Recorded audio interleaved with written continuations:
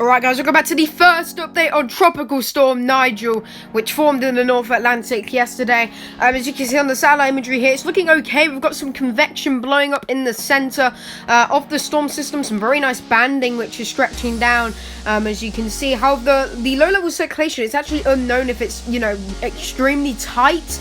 At this time, it likely is from what I've been seeing. However, mid-level rotation, not too noticeable at the minute. You really want to see that mid-level rotation in a developing storm if it wants to become a hurricane, but not yet. It's still definitely a decent tropical storm, as you can see on the satellite imagery, looking very decent on that imagery.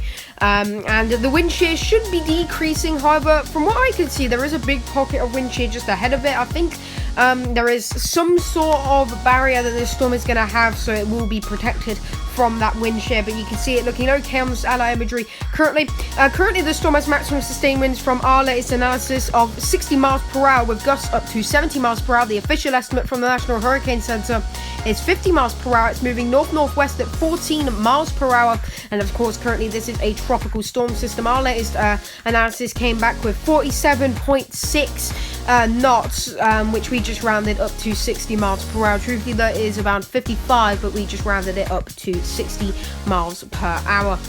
Take a look at all the estimates here. ATCF going for 50 miles per hour. The officials, National Hurricane Center, still at 50 miles per hour.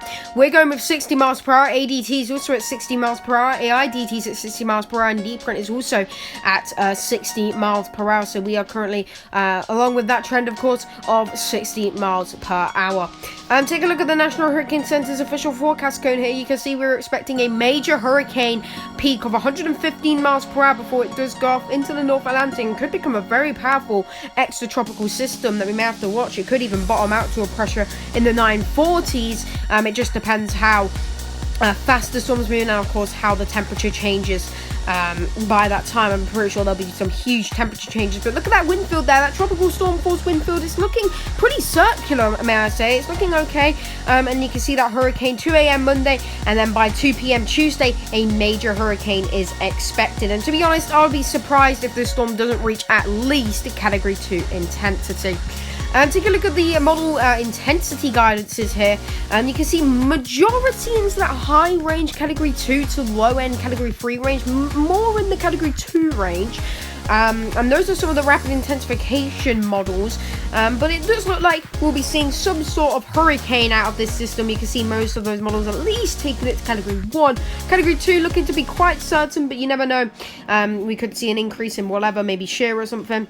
That could kill it, but I really doubt it. Of course, that did happen with Lee when it was at that its category 5 peak, but I don't think it will happen with this storm because the models are so certain on this continuing to intensify. And you can see it's actually going to be quite a rapid strengthening process as well if it does make it to category 3 status. Take a look at some visible imagery here, and you can see the storm there. It's looking pretty decent. You can see the cirrus clouds there, which is an indication of a strengthening storm system. I actually haven't had a look at GLM lightning yet.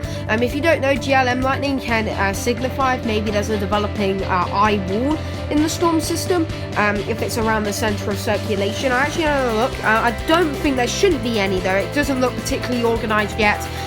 Anyway, but it should start to organize itself pretty soon, and potentially, of course, become that hurricane and maybe that major hurricane as it continues going through the North Atlantic, of course.